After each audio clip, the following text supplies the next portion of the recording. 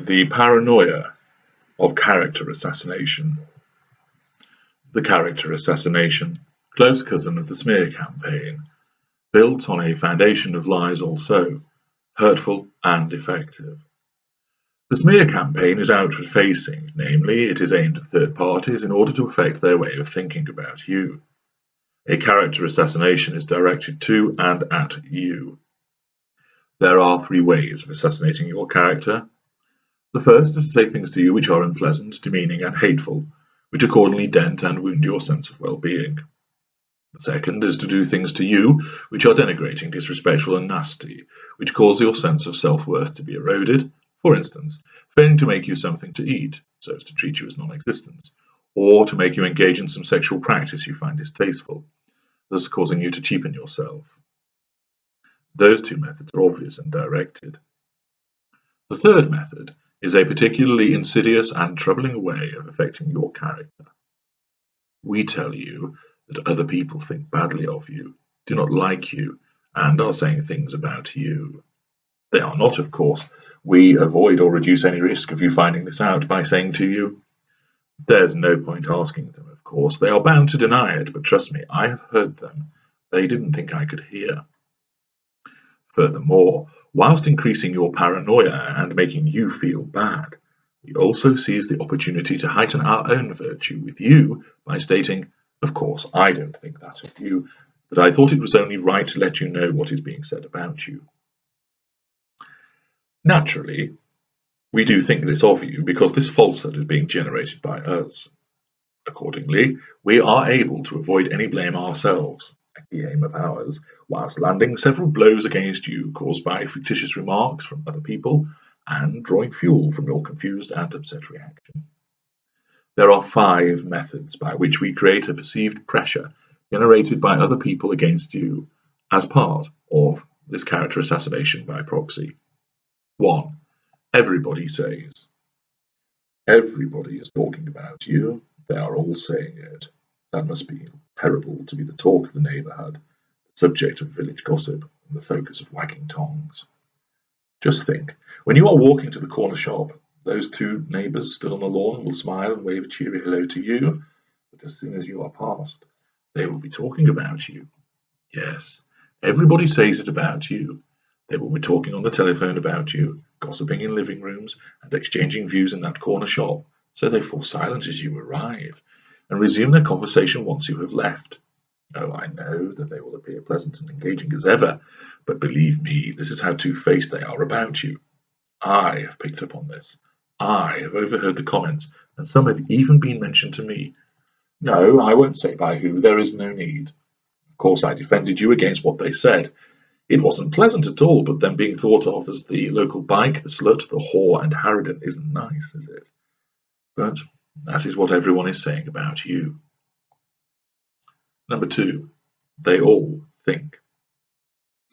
It is a collective perception of you that has gained traction out there, a body of opinion that is being expressed and shared by many people. They think it at your gym, they think it at choir practice, they think it at the school and the supermarket and the garage.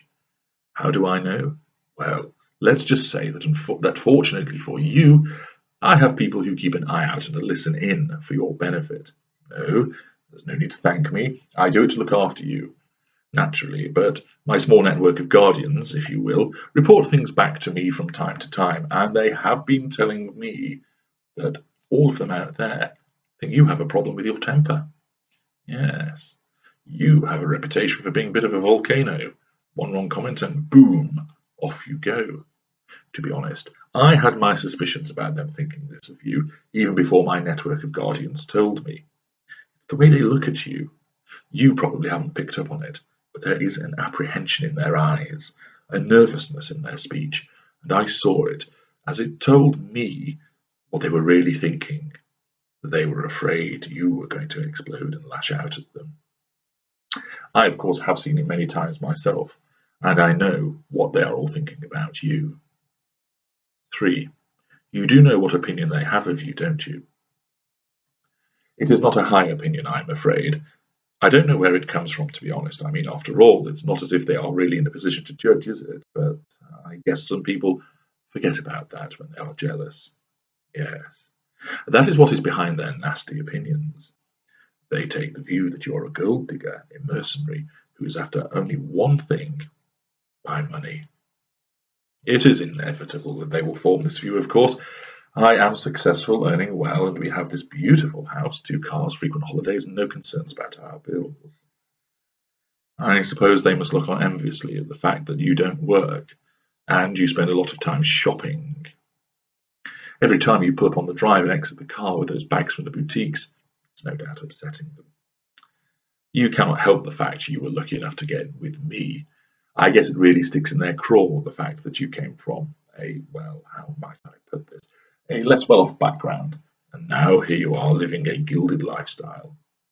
I suppose they have this opinion of you, because they think that you should not belong here.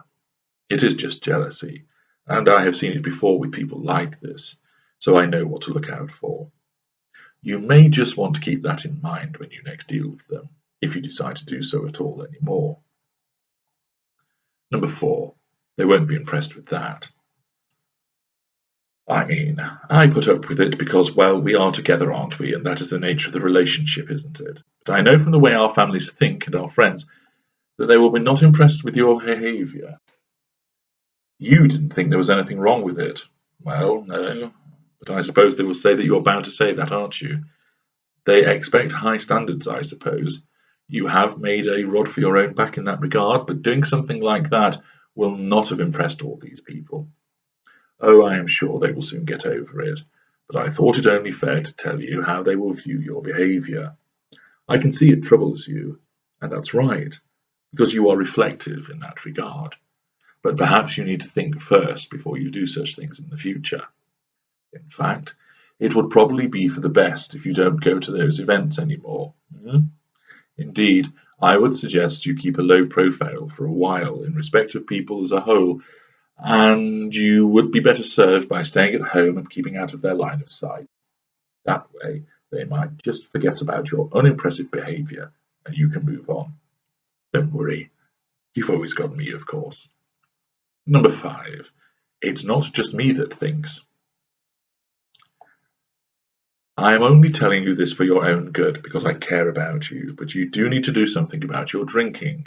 Look, I am reasonably relaxed about it. I know how hard you work and you like to unwind with a few glasses of wine. I get it. But I'm just worried about your health. You are often grumpy the next morning as well. Short-tempered, and you've been snapping at people, short with them. I know you don't think you are, but trust me, it's not just me that thinks it's causing a problem for you. A few people have remarked to me about it as well. Nothing major, but we don't want it to get out of hand, do we? That's how you get a reputation after all, and you don't want that, do you? It is beyond just a concern, though. I think it as well, but as I say, I am looking at it more from a health point of view. I know others are concerned about how you are behaving with other people, including a couple of your colleagues, so you need to think on, because you know what can happen when people start to think about things like that about you. It somehow becomes hard fact, and that becomes very difficult to change.